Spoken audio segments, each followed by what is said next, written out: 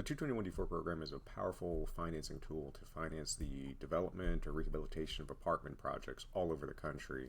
This video is going to be a bit more technical in nature in terms of the dollars and cents and how we come to conclusions about the mortgage amount, cash required for a sample scenario. I'm not going to go into the programmatic, deep dive, frequently asked questions stuff because there's other videos on the channel that have gone into that in more detail. In this scenario, I've assumed a 60-unit apartment development, new construction. To start the analysis, we would need the same information that really any lender would need from any type of financing, a bank, credit union, HUD, you name it. Rents, expenses, and construction costs. In this scenario, a 60-unit project, I have an even breakdown of 1, 2s, and 3 bedrooms. 21 bedroom, 22, 23, $1,850 a month, 23, $2,750.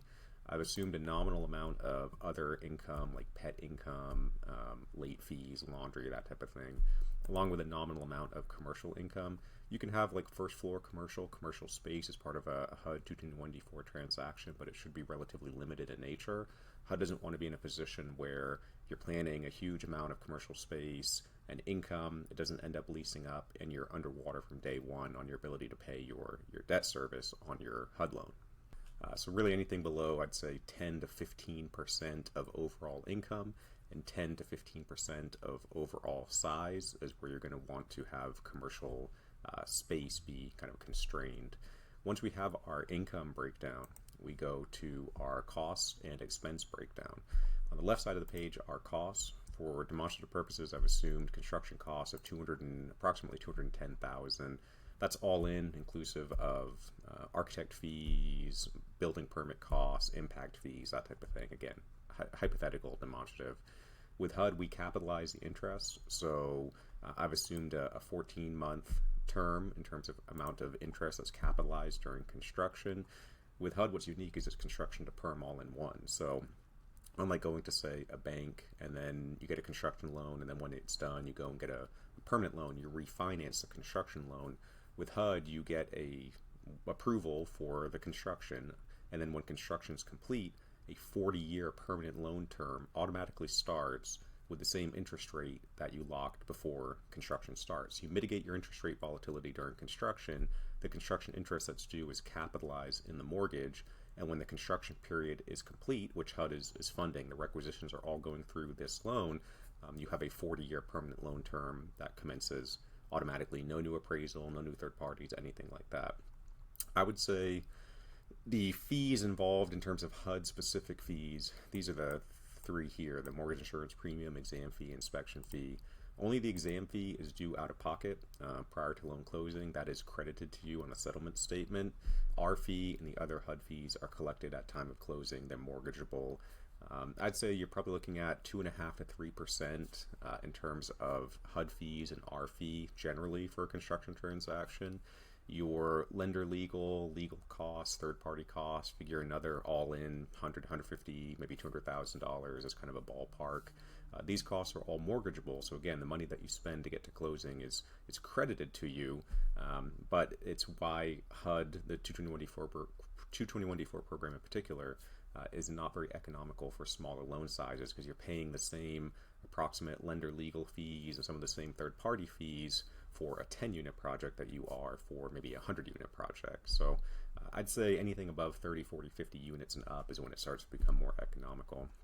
So we have our costs here, capitalized interest, HUD-specific fees, including our finance fee, legal, third-party costs, which are broken down under organizational. I've assumed the land is worth $1.25 million, or about $21,000 a unit in this scenario. I'm assuming that there is no debt associated with the land, so we're going to pledge this land as equity into the deal. There's another video on this channel that goes into that in a bit more detail. On the right side of the page are our operating expenses. So I've broken this down pretty simply: management fee, advertising, utility costs, repairs, insurance, taxes, all basic information that we would need. And these are all things that we will be comparing with an appraiser's conclusions during the underwriting process to make sure that they're reasonable. So we go off of estimates to start and then validate these with an appraisal later on down the road. It's important to note that insurance costs have increased. We want to make sure that this is the real estate tax figure is not inclusive of like a short-term tax abatement or pilot. These are all reasonable, accurate figures. We can give you credit for tax abatements or pilot agreements, payment in lieu of taxes agreements, but it's something that needs to be delineated right up front. Once we have our expenses, this all ties in up here. With HUD, we have to underwrite with certain vacancy factors. So for a market rate transaction, it's 7%. If it's an affordable housing transaction, that can go down to 3%. Commercial has to be at least a 20% vacancy factor. And with these metrics, with these expenses and our income, our expenses are approximately 37% of our effective gross income, which is a pretty good number. You want that typically to be between 30 to 45% on average. So how do we determine the mortgage amount with these figures? Well, the mortgage amount with HUD is determined in two core ways. One based upon what the income can support, and one based upon loan to cost. So this 999,840 number is being pulled from the page that we just looked at, 999,840. This at a 1.176 debt coverage ratio in a market rate transaction equates to a loan amount of $12.18 million. And the math behind that, I can send this to you if you're really interested, is we have the NOI, we have the interest rate, we have mortgage insurance premium, which is a portion of the rate that flows to HUD to insure the loan. At a 40-year term, at these metrics, at this NOI, at a 1.176 debt coverage ratio, it's kind of backing into an amount that all these different figures can support. And as you can imagine, if the interest rates go up or down, that impacts the mortgage amount based upon debt service. If your rents go up, that impacts it. Expenses go up or down, that impacts it. So you really want to be in a situation where this mortgage based upon income is higher than based upon loan to cost, because that means you can mortgage more costs in the transaction. The more you build into the mortgage, the less you have to come out of pocket with at closing, and typically the higher return on investment. This box here, the statutory limit per unit cost, you don't need to worry about that for the purpose of this video. Essentially, HUD has governors or limiters on what they'll lend on a per unit basis. So if you're dealing with really high value unit amounts like $400,000, $500,000 per unit, that's when it can become challenging to utilize as financing. But 98% of the time, that doesn't become as much of a limiting factor. And all these metrics that we've talked about, the debt coverage ratios, loan to cost, all that stuff, is equally applicable for rehab scenarios and construction scenarios. So you can do HUD for new construction, ground up new construction. You can also do it for rehabs as mentioned. So let's say you had a mill building or a building that was struggling with occupancy, or it was abandoned, whatever the case may be. You can renovate it based upon proposed rents, just like a new construction transaction. It's just we're using kind of an existing structure or a shell structure as our basis for valuing the land. And also there's some changes in some of the contingencies and escrow money that we build into underwriting, but the same basic building blocks are the same. So in this scenario, at a $12.183 million mortgage amount, what does that require in terms of cash at closing? Here's a source and use of funds. At the top, 12.18, I'm showing cash required at closing of $2.1 million. With HUD, there are escrows that are required during the construction and lease-up period. Typically, that's 4% of the mortgage and 6 to 9 months of debt service, those two escrows.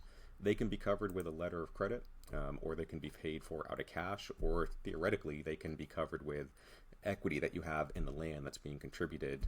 In this scenario, I've already accounted for land value of $1.25 million with no debt outstanding. So you still need to come to the table for these two figures. Again, cash out of pocket or post a letter of credit. But these monies are returned to you when construction is complete and when you hit your break-even occupancy.